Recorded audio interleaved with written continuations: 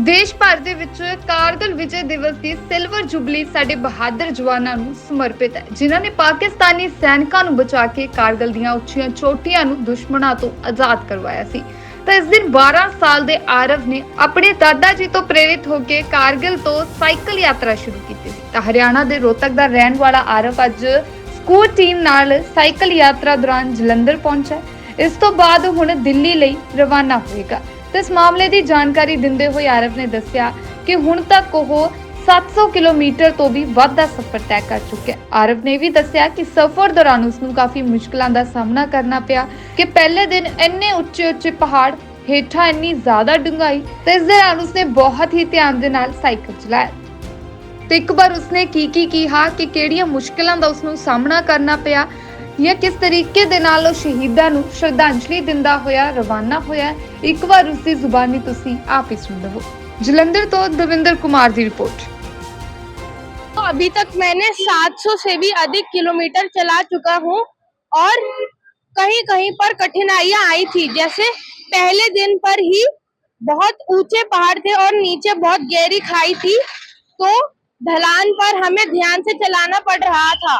High altitude की वजह से हमारी सांसें भी फूल रही थी और कई जगहों पर सुबह बारिश हो रही थी, तो हमें थोड़ा लेट शुरू करना था। कैसे विचार है कि इतनी बड़ी यात्रा जो आप अभी कर रहे हो, तो ये विचार कैसे आया? और क्योंकि खासकर कारगिल जयंती पर आपने ये यात्रा शुरू की है, तो जवानों के लिए क्या कहना चाहिए?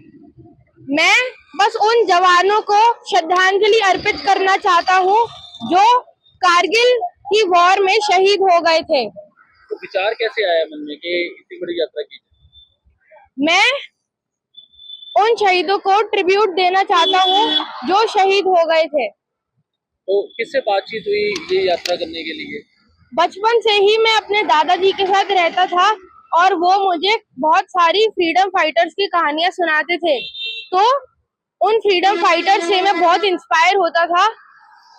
सर, ये आज से 2 साल पहले एक साइकिल यात्रा कर चुके हैं जो इन्होंने मोइरांग मणिपुर से शुरू की थी और उन्होंने नेशनल वॉर मेमोरियल दिल्ली पे समाप्त की थी। ये यात्रा 2612 किलोमीटर की थी और 32 दिनों में कवर की थी और ये यात्रा जो है 14 अप्रैल 2022 में शुरू की थी और 15 मई 2022 को समाप्त हुई थी। तो ये 75वां आज़ादी का अमृत महोत्सव और नेताजी की 125वीं जयंती के लिए मनाने के लिए हमने की थी। उस समय से ही हम एक नए अवसर का ढूंढ रहे थे, आरव ढूंढ रहा था कि भाई ऐसा कुछ नया किया जाए। तो हम जो कारगिल की रजत जयंती थी उसका वेट कर रहे थे। आरव जैसे पहले फ्रीडम फाइटर्स की कहानी सुनता था, उसके अलावा जैसे आरव ने जो कारगिल वॉर पे कुछ मूवीज देखी हुई थी, उसमें जो अलग अलग जो हमारे शहीद हुए हमारे जवान, उनके बारे में आरव काफी इंस्पायर्ड था। तो आरव ने पढ़ा किस किस को मेडल मिले, किसको परमवीर चक्र मिला, किसको वीर चक्र मिला।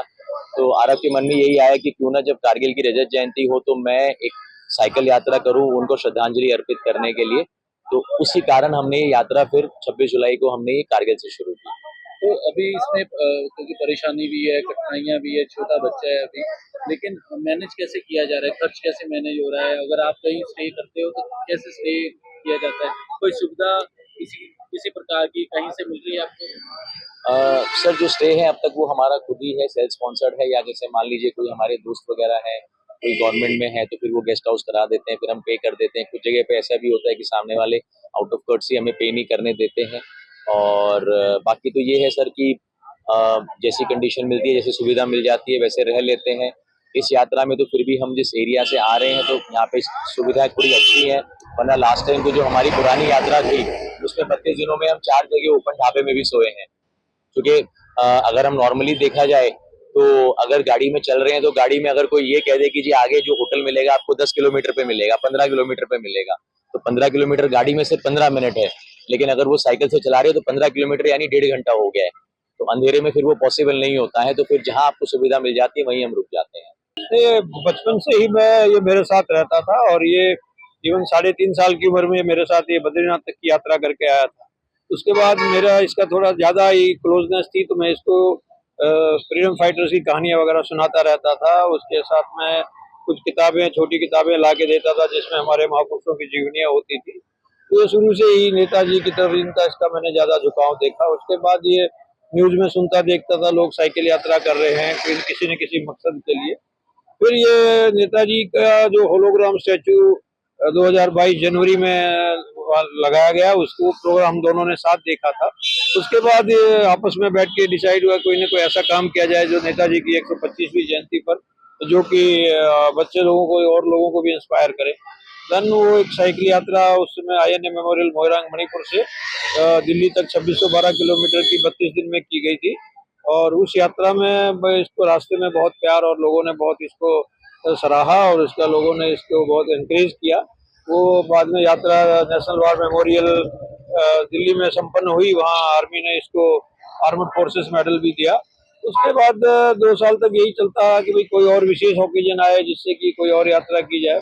तो इसके पिताजी ने और इन्होंने डिस्कस किया कि भाई अभी 25वीं वो जो सालगिरह है वैसे रजत जयंती कारगिल विजय की, तो क्यों ना उस पे शहीदों को एक श्रद्धांजलि के रूप में एक साइकिल यात्रा कारगिल वार मेमोरियल से 26 जुलाई को शुरू की जाए और उसको दिल्ली नेशनल वार मेमोरियल पे संपन्न किया जाए। इस सिलसिले में मैं खुद वहाँ कारगिल तक जाके आया रोड की कंडीशन देखने के लिए मई में, और जब देखा कि भाई ये can do it, then only we decided to go for this yatra. तो कैसे मैनेज कैसे किया जा रहा है? कोई परेशानी कठिनाइयां आई है रास्ते में? नहीं, कोई विशेष परेशानी कठिनाइयां नहीं है। जो हमारे कुछ मित्र लोग हैं, हमने एक ग्रुप बनाया हुआ है, तो जो भी हमारे एक्वेंटेंसेस हैं उन लोगों की मदद से कहीं ना कहीं रहने को इंतजाम हो जाता है, और जैसी भी सुविधा मिलती है उसी सुविधा में हम लोग रह जाते हैं और अपनी यात्रा पे कंटिन्यू करते हैं। जैसे सिक्योरिटी प्रोवाइड करवाई जा रही है हर सिटी में जहाँ भी आप जा रहे हो? हाँ, सिक्योरिटी के लिए हमने जैसे पहली यात्रा में भी किया था, अब की बार भी हमने सभी DGP महोदय को और चीफ मिनिस्टर साहब को, चीफ सेक्रेटरीज को लेटर लिख दिया था कि भाई हमें कोई रेस्ट्रिक्शन या हमारे लिए कोई इंस्ट्रक्शन हो या कोई कंडीशंस हो जिसमें कि हमें कंप्लाई करनी हो वो बताएं और सिक्योरिटी भी दी जाए। तो अभी तक जम्मू कश्मीर गवर्नमेंट की तरफ से पूरे रास्ते में और पंजाब गवर्नमेंट की तरफ से रास्ते में मेनली टाउन्स में सिक्योरिटी इसको मिलती है और इसको सेफ पैसेज हर जगह मिल रहा है।